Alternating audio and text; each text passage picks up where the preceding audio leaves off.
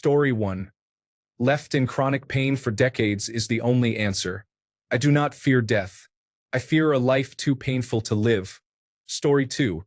The man who crawled into a narrow cave opening and got stuck vertically head first died slowly despite the rescuer's efforts to help him.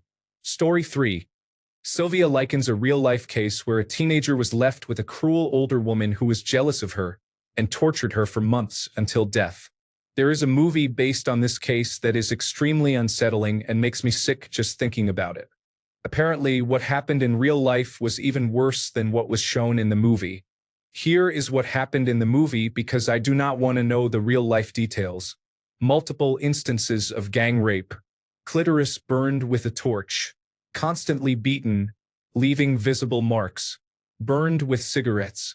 Numerous people were aware of the abuse and did nothing. She dies from the torture. Story 4. Rabies. It is exceptionally common, but people just do not often encounter the animals that carry it, especially skunks and bats. Let me paint you a picture. You go camping, and at midday you decide to take a nap in a nice little hammock. While sleeping, a tiny brown bat in the rage stage of infection is fidgeting in broad daylight, uncomfortable and thirsty due to hydrophobia. You snort, startling him. He goes into attack mode. Except you are asleep, and he is a little brown bat weighing around 6 grams. You do not even feel him land on your bare knee, and he starts to bite. His teeth are tiny, hardly enough to break the skin, but he manages to give you a tiny scrape that goes completely unnoticed. Rabies does not travel in your blood. In fact, a blood test will not tell you if you have it. Antibody tests may be done but are useless if you have ever been vaccinated. You wake up none the wiser. If you notice anything at the bite site at all, you assume you just lightly scraped it on something. The bomb has been lit and your nervous system is the wick. The rabies virus will multiply along your nervous system, doing virtually no damage and remaining completely undetectable. You literally have no symptoms. It may be 4 days or it may be a year, but the camping trip is most likely long forgotten. Then one day your back starts to ache or maybe you get a slight headache. At this point, you are already dead. There is no cure. The exception is the Milwaukee Protocol, which leaves most patients dead anyway and survivors mentally disabled. It is seldom done. There is no treatment. Rabies has a 100% fatality rate. Absorb that. No other virus on the planet has a 100% fatality rate. Only rabies. Once you are symptomatic, it is over. You are dead.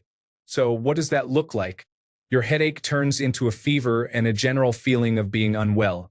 You become fidgety, uncomfortable, and scared. As the virus that has taken its time getting into your brain finds a vast network of nerve endings, it begins to rapidly reproduce, starting at the base of your brain where your pons is located. This part of the brain controls communication between the rest of the brain and body, as well as sleep cycles. Next, you become anxious. You still think you have only a mild fever, but suddenly you find yourself becoming scared, even horrified. It does not occur to you that you do not know why. This is because the rabies virus is attacking your amygdala. As your cerebellum warms with the virus, you begin to lose muscle coordination and balance. You think maybe it is a good idea to go to the doctor, but even if a doctor is smart enough to run necessary tests in the few days you have left, odds are they will only be able to tell your loved ones what you died of later. You become twitchy, shaking, and scared. You have the normal fear of not knowing what is going on, but with the virus attacking the amygdala, this fear is amplified significantly.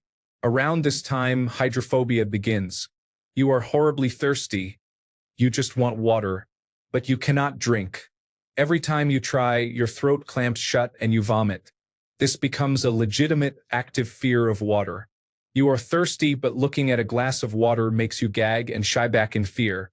The contradiction is hard for your brain to process at this point. By now, doctors must put you on intravenous fluids to keep you hydrated. But even that is futile. You were dead the moment you had a headache.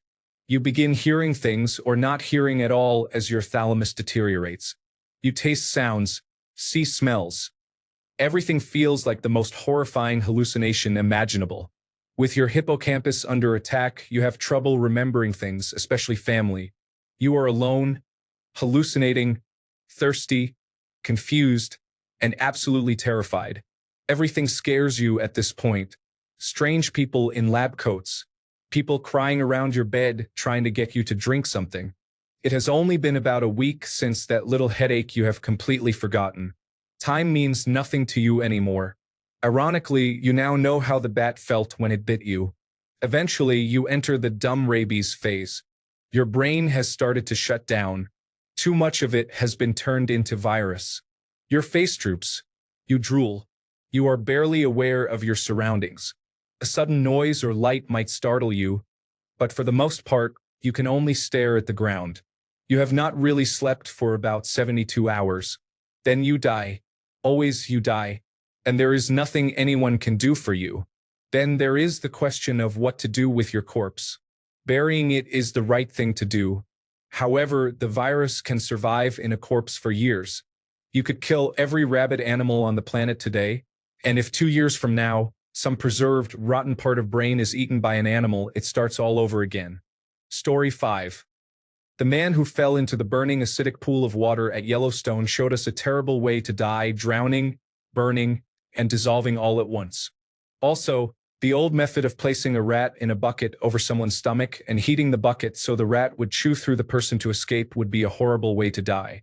People were very creative in medieval times, with many slow and awful ways to die back then. Story 6. Trapped in a car that is on fire, you will not only suffocate, but it will also take time to be identified because of severe burns. Story 7. Broken on the wheel, a medieval torture technique. Scaphism, an ancient torture technique. Bronze bull, an ancient torture technique. The last one would obviously be horrible, but would probably end much faster than the first two. Any torture over a prolonged period sounds the worst to me. Story 8. Suffocation through emphysema and similar conditions. I have watched it happen twice with my father and grandmother. It is an absolutely horrible way to go. It still haunts the few dreams I have. Story 9. That man who was exposed to radiation in Japan deteriorated significantly over the course of a few weeks. Story 10. Look up Hisashi Aoki. His last name was accurate. On September 30th, 1999, Aoki was working at a nuclear fuel processing plant when one of his coworkers caused a critical accident. They saw the same flash of blue light that was observed over Chernobyl and during the Demon Core accident. The result was that every part of his body was exposed to extreme amounts of radiation. His DNA was shattered. It completely destroyed his white blood cells, making him extremely prone to infection. Painkillers stopped working on him. When medical tape was removed from his chest, his skin came off with it. His body stopped producing new cells, and his skin eventually fell off with no new skin to replace it. The man was literally falling apart. He had a heart attack in this condition, and they revived him rather than letting him die. He finally passed away on December 21st, 1999, when more of his organs failed. Story 11. The Viet Cong bamboo method was fairly vicious. You are securely tied up in a standing position with a cut, sharpened bamboo shoot beneath you. Over the course of about 3 days, it will grow through your body. Story 12. Being pinned down and eaten alive by a bear. I went down the rabbit hole and researched the gruesome story of Timothy Treadwell, also known as Grizzly Man. That would be one of the worst ways to die, as bears are not concerned about mercy and will eat your organs while you lie there being devoured. Truly gruesome. Story 13. I watched a video from the Ukraine war where a careless Russian was riding a dirt bike down a road and drove over a mine. Due to his speed, he did not immediately explode into pieces. Instead, the explosion ignited the dirt bike's fuel tank, which then exploded further, sending the rider flying through the air fully engulfed in flames. As if that was not bad enough, he landed in a spool of concertina wire that was on the side of the road near where he drove over the mine. Now he was thrashing around while on fire and wrapped in razor wire. That incident ranks very high on the scale of misfortune. He should have stayed home. Story 14. Scaphism is an ancient form of execution where the victim is trapped between boats. They are force-fed and smeared with milk and honey. The victim is then left to defecate and rot while being eaten by insects and vermin. Story 15. Probably the way Timothy Treadwell's girlfriend did. You have to consider that she witnessed her boyfriend being eaten alive by a bear, all alone in a giant forest, only to be eaten alive moments later. That scares me a lot. Story 16. I remember a Mexican cartel who slowly boiled a person, just enough for the skin to continually cook. They injected him with adrenaline to keep him alive as they gradually removed his skin. That sounded very grim to me. Story 17. Being cursed to watch everyone you love die because you love them. Then, when there is no one left, dying alone. Story 18. Alone. And I don't mean it in the physical way. I mean feeling alone. And if on top of that you add any form of dementia, it sounds like you have already been to hell. Even if you have family around, feeling alone and not even remembering yourself sounds horrible. Story 19. Marooned on a deserted island. You will slowly either starve to death or die from dehydration. No one is going to come looking for you. No one probably even knows you are there. It is a terrible way to go. Story 20. Slowly, over the period of 2 weeks, transform into Donald John Trump, followed by a rapid mental decline and a sense of entitlement without any resources of their own. Story 21. Alone and unremembered. The method is unimportant if there is no one with you in your final moments and no one who will mourn your loss. Story 22. Boating seems pretty bad, and the brass bull as well. Vlad the Impaler killed some people in horrendous ways. Boating still takes my vote because bugs eating you alive until death over the course of days while you are kept alive so you do not die of dehydration or starvation makes my skin crawl. Story 23. I am serious when I say this, zombies. Human teeth would hurt so much. Being eaten by a few of them is the worst thing I can imagine. The sounds and not dying quickly is a very bad way to go. Story 24. Most of these responses are about physical pain, but I would guess the worst way would be emotional. To have a nice life but then helplessly witness your family, spouse, and children get brutally killed in front of you, before the experience gradually takes its toll on you as well. Story 25. Physically, slowly burning to death. Not by fire torching layers off, but like a blistering dry heat, while being pumped with fluids to stay hydrated as you soak in your own excrement. Any death slow enough that you have to sit in your own urine and feces and smell yourself as you rot, with the added burden of persistent and growing pain. Emotionally, watching everything you love be destroyed in front of you with nothing you can do to stop it. Eventually, you are left alone on your deathbed, and everyone who doesn't matter blames you. Story 26. Dementia seems long, cruel, disorienting, and isolating. It took our grandfather after more than a decade of decline, and it is one of my greatest fears. Story 27. There are many interesting answers here. I believe it must be terrible to die from starvation. I also think it takes a serious toll on your mental health. Story 28. Alone and not remembered. We are all going to die one day, but to be forgotten by history is the most torturous way to go. Story 29. Interestingly, it does not look like crucifixion has received a mention yet. I remember this being discussed on the Rest is History podcast. It was a favorite killing methodology of the Romans, but even they thought it was such a horrible way to go that they did not talk about it. Story 30. This is probably a preferable way to die for yourself, but very traumatic for anyone with you at the time or who loves you. Sudden cardiac death. My 5-year-old cat died suddenly right in front of me Thursday night. I have, had 3 cats.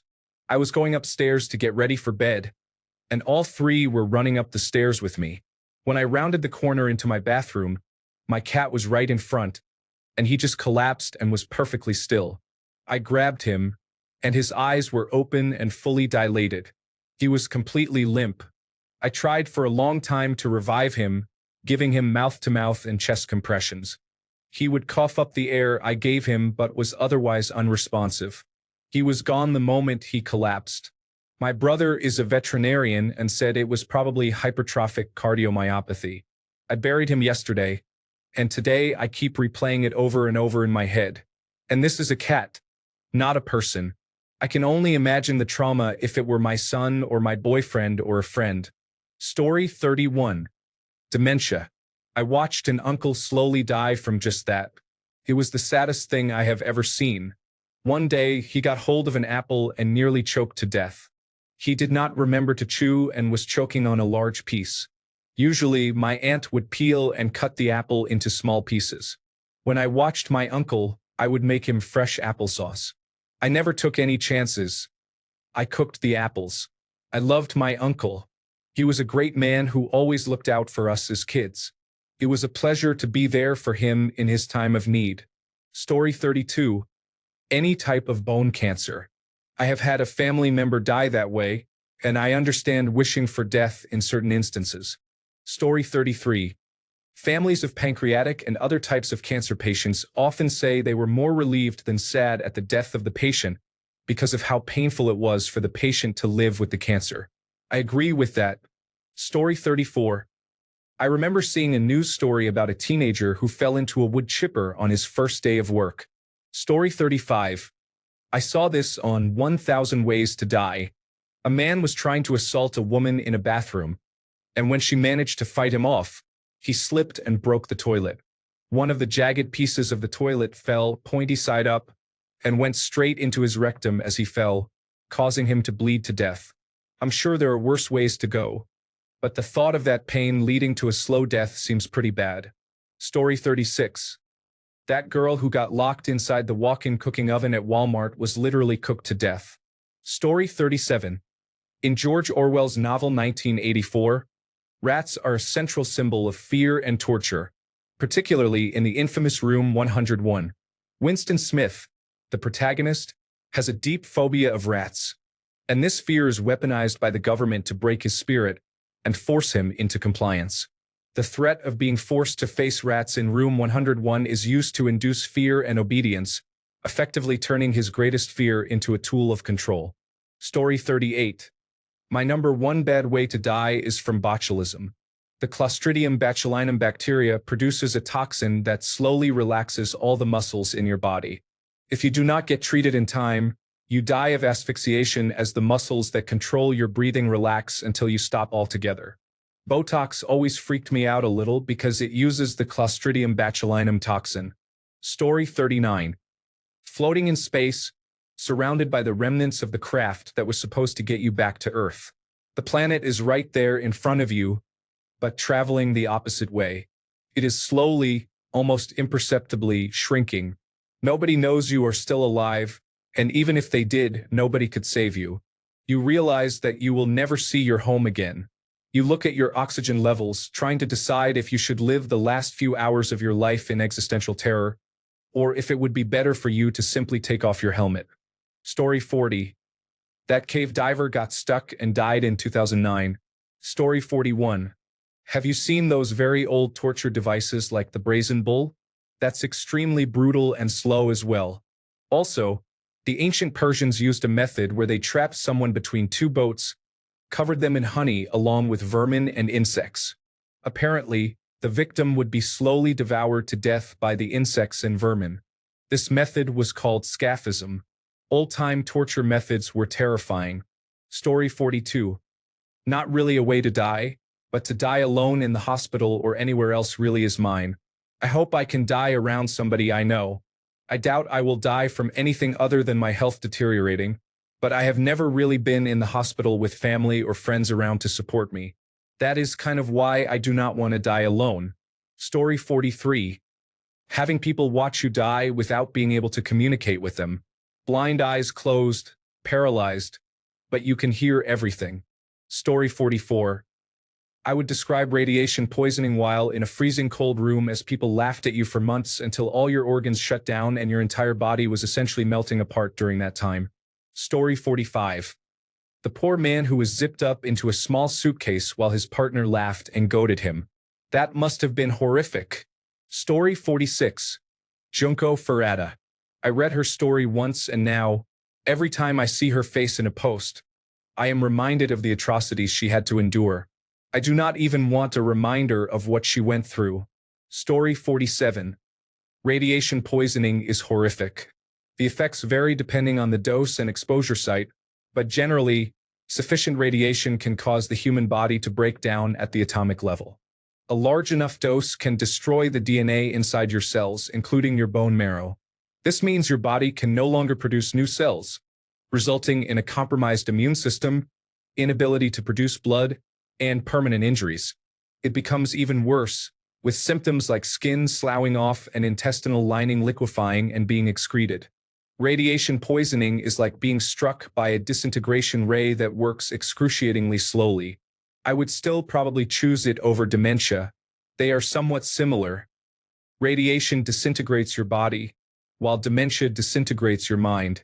Memories and identity become irreversibly scattered and lost as neurons in your brain are encased in plaques that gradually sever their connections. Your brain physically shrivels and dies slowly over many years, trapping you inside it. You lose context, become increasingly confused until nothing makes sense, and that stage is only about halfway through the disease. If you know someone with dementia, please be kind. What they are experiencing is unimaginably frightening and profoundly lonely. Story 48.